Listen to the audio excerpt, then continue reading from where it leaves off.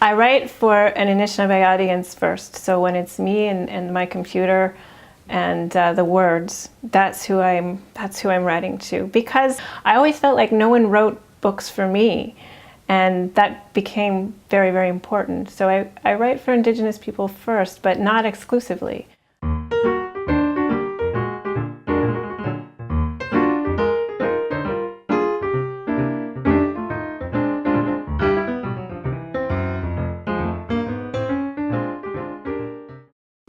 I first met Thomas King last fall at the Kingston Writers Festival.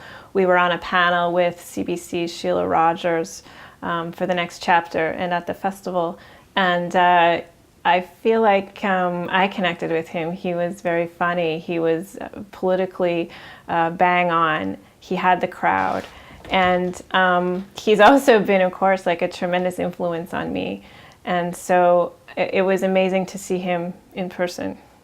His work has influenced not just me, but an entire generation of Indigenous writers. And again, we're so lucky that we have people like Tom King, people like Lee Miracle, people like George Emanuel that have written at a time where it wasn't easy to do. And we're also lucky because these people sort of lifted not only our communities up, but our writers and our artists up, and have done so much in terms of mentoring and giving back to our communities.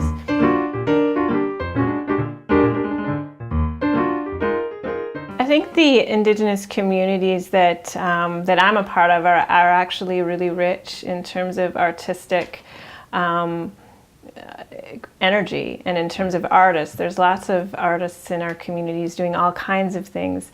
And we have still a very strong oral tradition amongst the Mississauga and Nishnaabeg, and that's been a really amazing way for me to learn how to tell stories, and to learn how Anishinaabe people tell stories, and what's important, what are the techniques that our traditional oral storytellers use. I find that a real interesting part of being embedded in this community. And so I think that I feel a lot of support coming from this area and from the Indigenous artists in this community.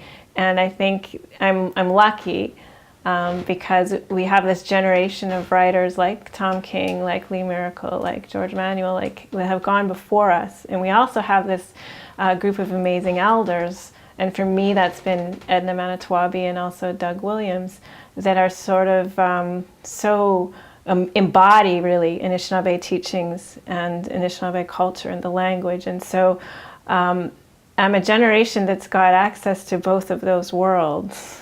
And that's a tremendous gift, because that previous generation, because of residential schools and the Indian Act and all of those other intense forms of settler colonialism, just haven't had.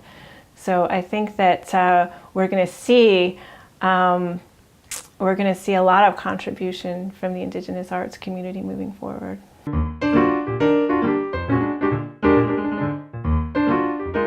The last nonfiction book that I wrote was called Dancing on Our Turtle's Back, and it really looked at Anishinaabe resurgence. So how can we build our families back up? How can we build our nation back up? How can we reconnect in a good way to our land and to each other? And what do our own political traditions say about that? What does our storytelling say about that? What does our language say about that?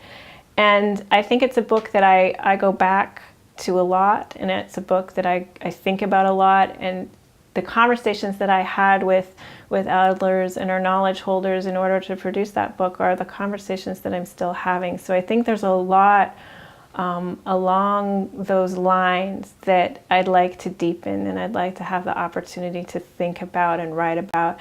And so I think that one of the things that I'm thinking about doing now that I have an opportunity and now that I have time is to sort of expand my thinking and have more conversations and produce something that's a follow-up to dancing.